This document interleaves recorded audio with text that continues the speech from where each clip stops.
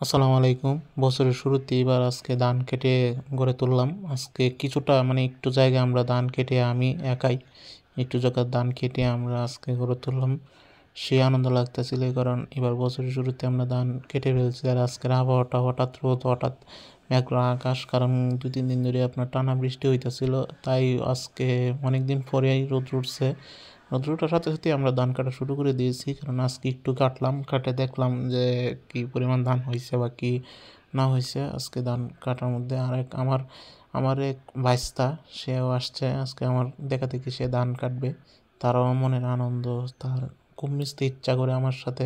এই সময় সবচেয়ে গুরুত্বপূর্ণ কথা হচ্ছে, আজকাল অনেক জমিতে কারেন্ট হুকের ধরা দিয়েছে, কারণ কারেন্ট হুকটা একটু জায়গার মধ্যে আপনার অনেক ধান নষ্ট করে ফেলে। সেটা আপনাদেরকে আগামী একটা ভিডিওতে দেখানো হবে, কারণ কারেন্ট হুক মারাত্মক ক্ষতি করে ফেলছে। আলহামদুলিল্লাহ, আজকের মতো ধান যেটুকু কেটেছিলাম সেটুকু লোয়া শেষ। আগামী দিন বা কালকে আমরা পুরো ধান কেটে সেটা গড়ে তুলবো ইনশাল্লাহ। আল্লাহ হাফেজ।